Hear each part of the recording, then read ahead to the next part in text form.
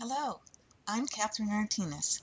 Thanks for joining me for this short video showing how to turn your photos into embroidery designs with Stitched Snapshots inspiration software. I'll make the assumption that you know how to use the mouse, double-click, right-click, and the like. You'll see that I'm working with Windows on a PC, not a Mac. Stitched Snapshots is Windows-based, as is all of Dime software. Turning a photo into stitches is fun and fast. Once you have installed Stitched Snapshots, find the icon on your desktop and double-click it. Once opened and a photo created, your screen will look like this. Here we see all of the important parts of the screen labeled. The most important button for us is the Stitched Snapshots tool up here in the top left of the digitizing toolbar. The screen should look familiar to you if you own other inspirational software. Let's begin. In a clean screen, we'll come up here to our Stitched Snapshots button, click on that, and we're brought into the Stitched Snapshots dialog box. This is the main dialog box for us to create all of our stitched snapshots. We'll start by clicking Browse. We are brought into the folder that comes with Stitched Snapshots, giving us images to play with. Please notice the path. It is C:, your hard drive, then into the Dime folder, double-clicking on the Images folder, where you'll find the Stitched Snapshots folder. We'll begin with double-clicking the butterfly. We'll leave all the defaults for now. The remainder of this video will go over in detail all of the options in this dialog box. To see this butterfly in stitches, we're going to come down here to the Show Hide Preview button. Clicking on that allows the software to generate the stitches for this particular photograph. We'll go ahead and click on OK, and we bring it to screen, turning on the 3D to see the stitches themselves. And that's how easy Stitched Snapshots is. If you counted, it was really only 6 clicks. As we compare the two, the photo to the stitches, we need to remember that a photo made of stitches is not the same as the photo itself. The photo will always be clear because it's made up of hundreds and thousands of pixels from an almost infinite number of colors. Transferring those colors into a limited thread palette gives slightly different results. Color is visual perception, which depends heavily on the context or light in which it is presented. Different people see the same colored objects in different ways. If we were to remove the gray bar going across this image and put it on a white background, you would see that it is the exact same color of gray all the way across. Yet when we compare it with darkness and lightness in the back, you see a totally different gray bar. Also, the computer with your graphic card capabilities may interpret colors differently. It's why you may get green in the hair or gray in the chin. But if you like the edgy look in your embroidery, more like art, the digitized photo look is awesome. With our second example, we'll spend a bit more time on the options we have to tweak our photo. Once again, Stitched Snapshots. We'll come to Browse. We're back into our folder holding our photos. Again, take a look at the path. Hard drive, Dime, Images, Stitched Snapshots. Snapshots comes with 14 photos for you to play with, and even though you don't know these women, they are great to use when learning about lighting and contrast and maximum colors. We'll go ahead and double-click the puppy, and this is where I would hear most of you give me an "aww." We'll look first at size. Width and height is given in millimeter. This is the size of the photo, not the finished size of the embroidery. For that, we would need to look down here at the bottom, which you see has nothing at the moment because we have not yet applied options. What's nice about Stitch Snapshots is that we don't need to worry about resolution and the number of pixels in our image. The software has taken the guesswork out of the picture. All right, there's my pun. You know I had to do it at least once, so there it is. The size or resolution of the original photo is represented in the width and height. Yes, we can size it by typing in a new number in one, which will automatically change the size in the other. I'll put in 150, representing my 6-inch hoop, and you see that the height has changed as well. We need to remember an important point. The more stitches the photo embroidery has, the more detailed and lifelike it will be. There are a lot of stitches in an embroidery photo. This will not be a 15-minute stitch out, but the time is worth it as it gives such a realistic stitched photo. We'll go ahead and put our measurement back to 220 as the default image came in. We'll take a look now at maximum colors. You see the default is 16. Maximum color is the same as the maximum number of threads to be used. This doesn't mean Stitch Snapshots has to use that many. You are giving the software permission to use that many. It makes the necessary decisions for that photo depending on that size and other option settings as to how many colors will render the best photo. Let's see the puppy with these default 16 colors. To do so, we must first click the Show Hide Preview button at the bottom. It takes just a moment to render, and there he is. This is another great feature of Stitched Snapshots. We can see the photo turned into stitches right here in this original dialog box. If we aren't happy, we're still where we need to be to change our other options. With these 16 colors, we have a well-defined nose and eye area. We can change this number. If you have a multi-needle machine, a 6, 10, or 15, you may want to set that as the max so that you can have the design finish without additional thread changes. We'll come back to the original photo, and with this little guy, we'll change the maximum colors to 10 using the down arrow until we get there. Nothing happens until we click the Show Hide Preview button. Notice too that we don't get the OK active until we click the Show Hide Preview. With 10 colors, we see that we have lost a bit of definition around his left eye. We must click the Show Hide Preview again to return to editing. Bring maximum colors down to 6 and Show Hide again. We see even less definition in the left eye and also in his nose area. Let's bump those numbers all the way to 20. We certainly could type the number in. However, using the up arrow, 20 is the highest number we can go. We don't see a huge difference once we click on Show Hide, even if our eye could detect those subtle changes. Remember, we're only giving Snapshots the option to use 20 colors. It makes that decision. We could also type in a number, say 35, and it will take that number. However, is that logical? And would we really want to have 35 color changes, some of which might only be 2 stitches? We'll go ahead and put that back to 20. Something else that affects the look of this puppy, the thread palette that you are using. The default is set for Madeira Rayon.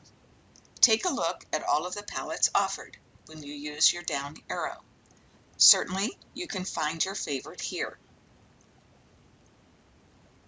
But again, the number of threads offered in the palette will affect how many threads are chosen. Look at the Brother Embroidery up at the top left. It's the one I use when creating in Perfect Embroidery Pro. However, it only has 65 colors available, which would be extremely limiting for photos. Madeira Rayon has 359. Taking a look over here at the right, Robertson Anton has 456. Here we see the puppy done in 4 different palettes. If we add thread to the choices of those palettes, you see here I have created our puppy with the different thread palettes. Do you see more green in the Brother Embroidery? Remember, less thread choices. Both of the Polyneon palettes look similar. The Madeira Rayon gives the best use of brown and rust overall. Let's play with the puppy again. Another fun option is using the mask, which allows us to change the outline or shape of the picture. By default, you see that it is a rectangle. If we use the drop-down arrow for mask, we can make the choice based on words. If you use the ellipse right next to it, you can make the choice based on visual. We'll go ahead and choose the diamond. This shape causes a loss of the muzzle. If we go back into the mask and choose heart, again we lose some of the puppy because his face is angled. However, we can drag the heart around until the image has more of what we want. Notice if I move it towards the side, the heart gets narrower. I can then click and drag the size of the heart to the area on the original picture that I'd like. Let's do a show hide to see it. The mask will crop away all but what is inside of the shape. But sometimes a particular mask just doesn't work with a particular photo. In this case, we'll go in and get the ellipse, and this really works better with the puppy. We can size the rectangle, which will automatically size the ellipse, and then it becomes easier to move the ellipse around the screen to get the portion of the photo we'd like to capture. Let's get a different photo. We'll go back to Browse, and this time we will use the woman with the orchid. The mask that we last used is still there. Let's go into our ellipse and this time choose the heart, and we can see this is a great choice for this photo because most of her face is in the upper 2/3, whereas the puppy's took up almost the entire height and was angled. We'll take a look with our show hide preview. Doesn't this look great? Think of the gifts made from family photos, whether for Valentine's Day, Mother's or Father's Day, for the bride and groom. Truly, the love here is endless. Coming out of show hide, we'll go back into Browse. We'll play with our blonde lady, and right away we see the heart is not perfect for her, but if we play and size the heart, again, if I drag it to the side, I am changing the heart, and then I can click and drag into position so that I get a nice image inside that mask.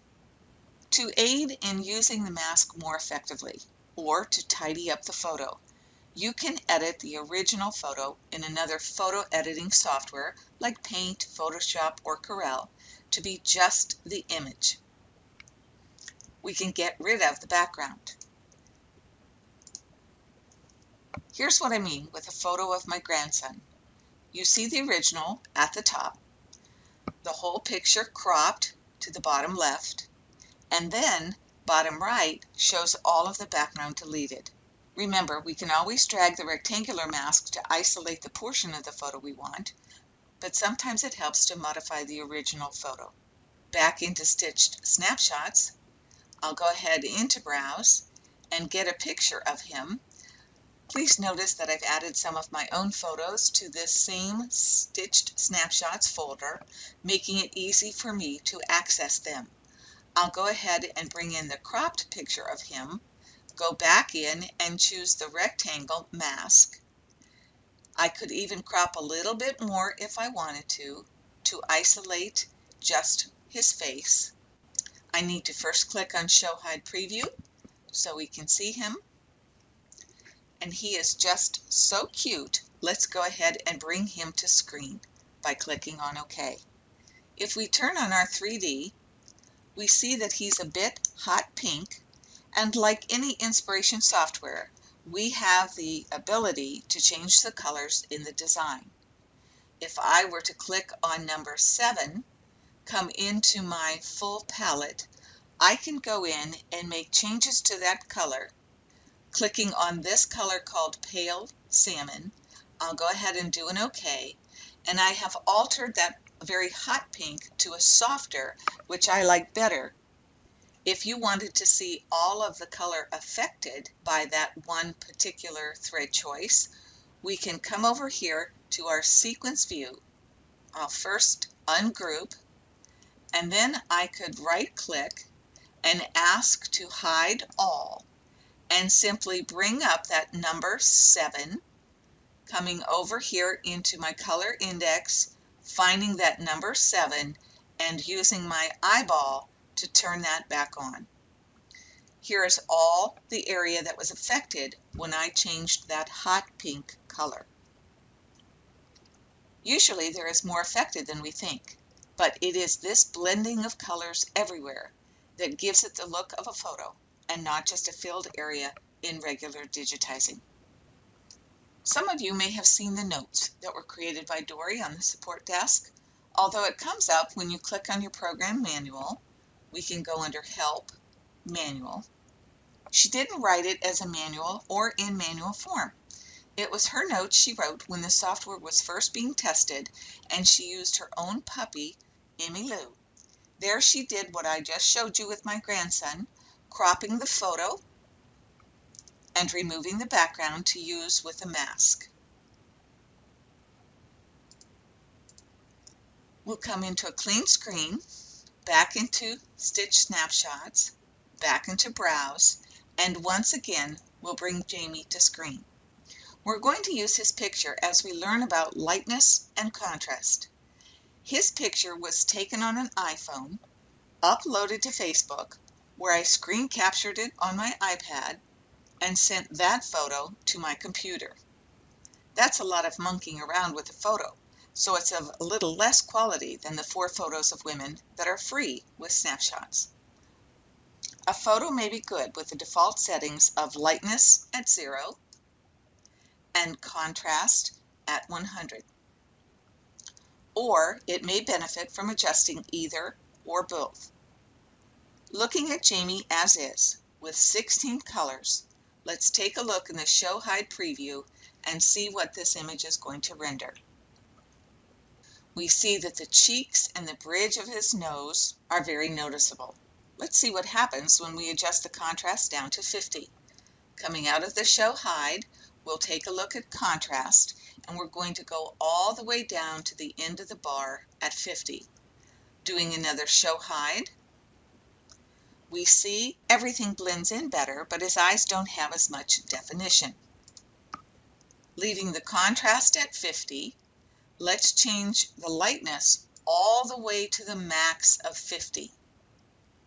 Looking at Show Preview, we see that we lose a little bit of the chubby cheek definition and some across the nose. Coming back out, we'll drag the lightness to 20.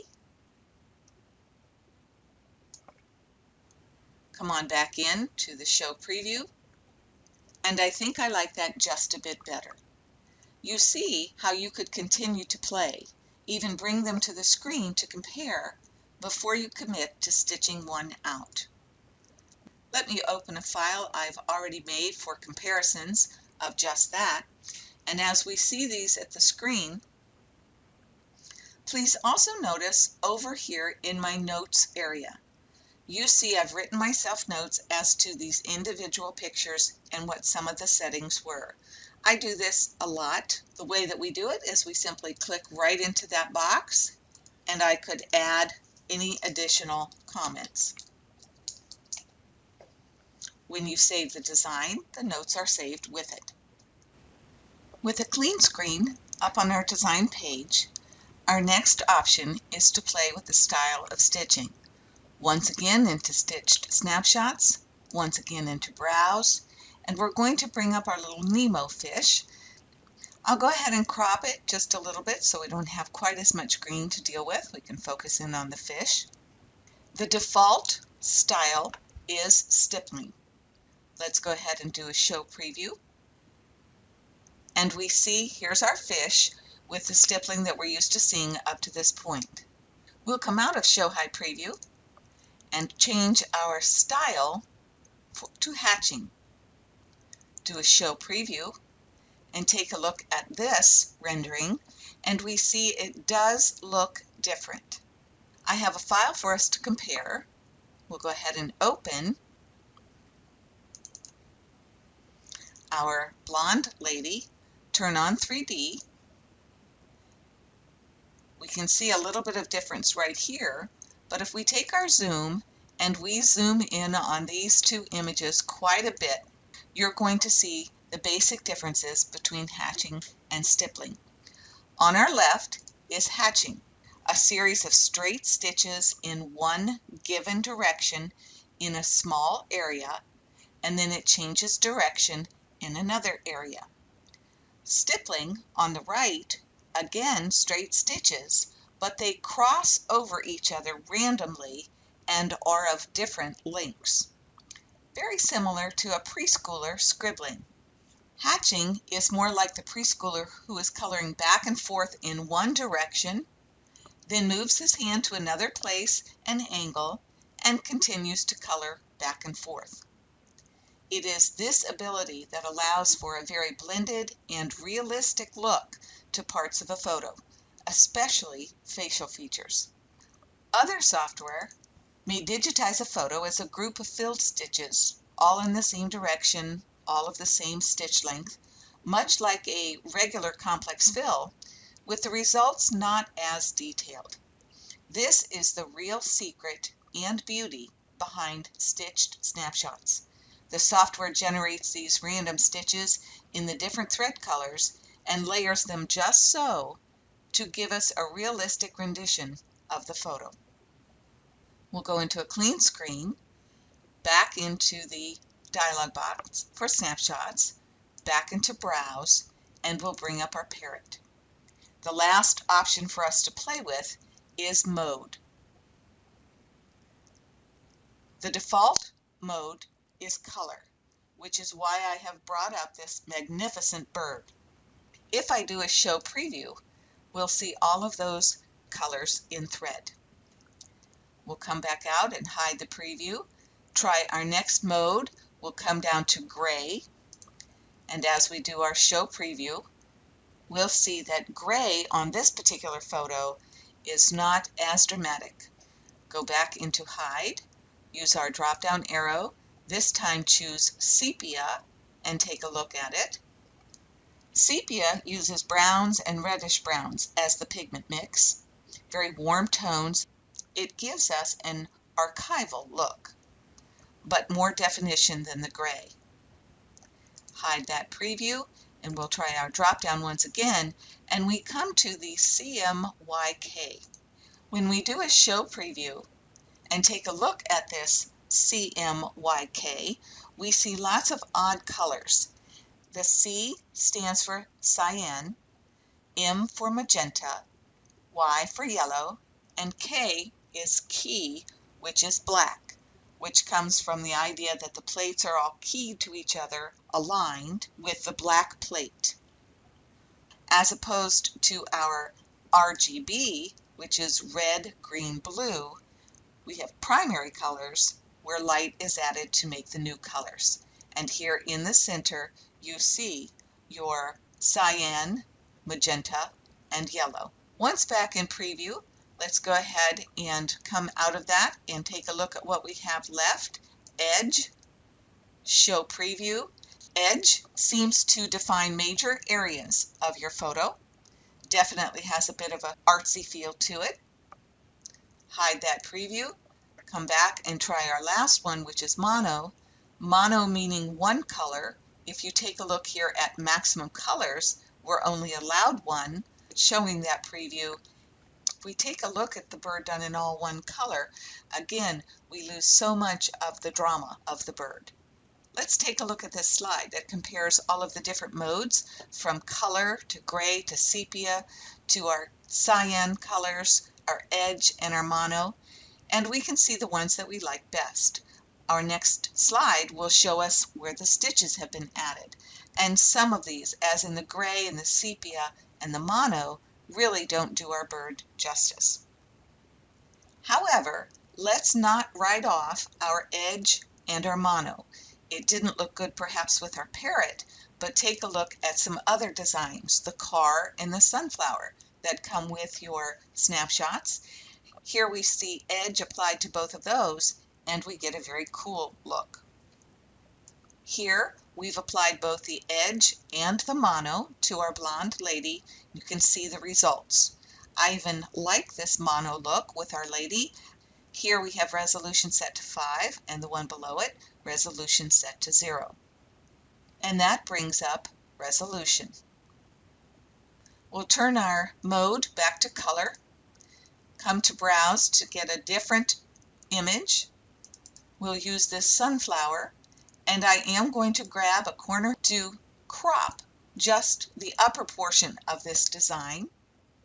We'll take a look at the preview done in color with the default resolution set to 5. And here we see detail and so forth in our design. Coming back out to hide that preview, we're talking about resolution right here. Let's grab that bar and drag it all the way down to 0, do a show preview to make that comparison, and we can see a number of areas that are missing the detail that they had with a higher resolution. Looking at our slide, comparing the two sunflowers together, on the left the resolution of 5, on the right the resolution of 0, and again you can see the areas. In the middle we've lost detail on some of the petals, and then again in the leaf area. The only thing we have not yet played with is our video capture.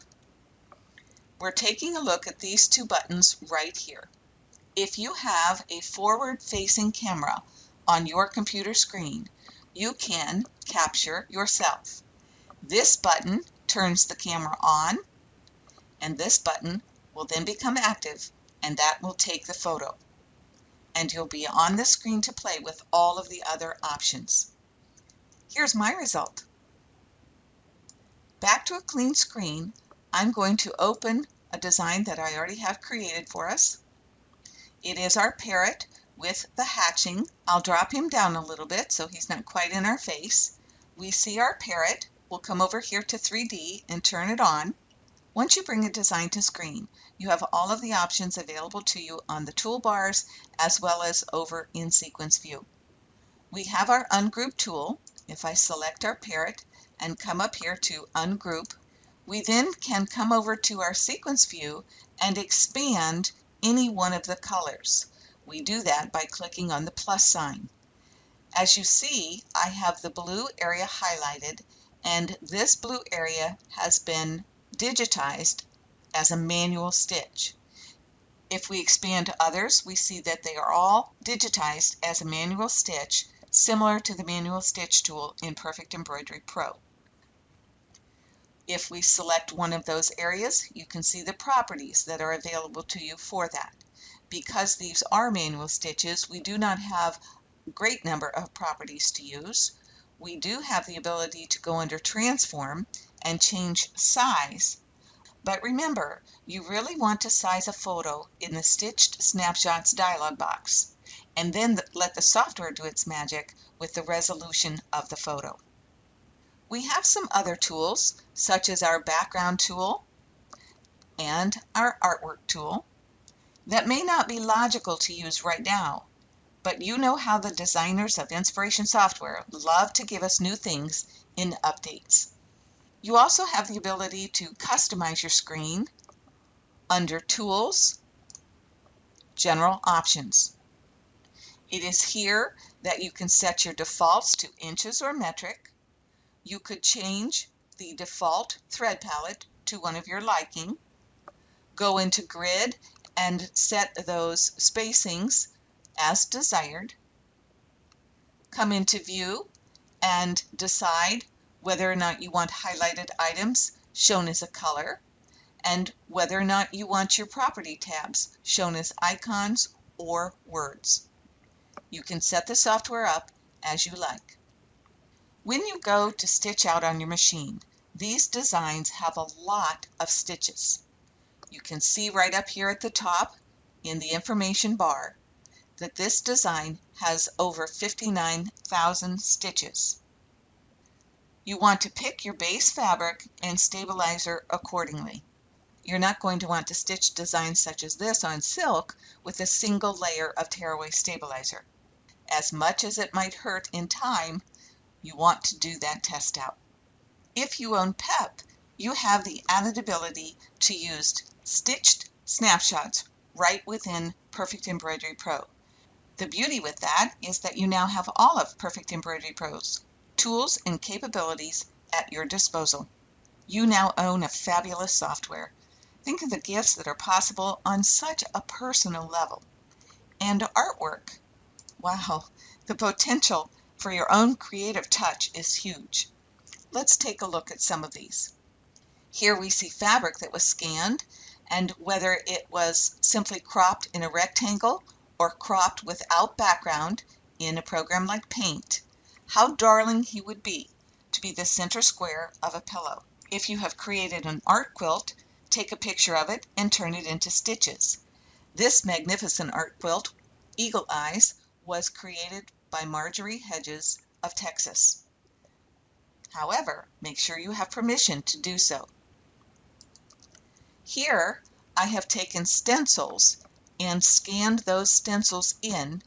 If you've taken a look at this article, I created the designs in Perfect Embroidery Pro, but I might have done it in Snapshots had I known how easy it would be. Pure artwork transformed into stitches. It's beautiful. I might submit something like this to the magazine in the near future. Oh my gosh, that was fun. I love this software. Now, I hope you go create something wonderful in your Stitched Snapshots Inspiration software. Enjoy!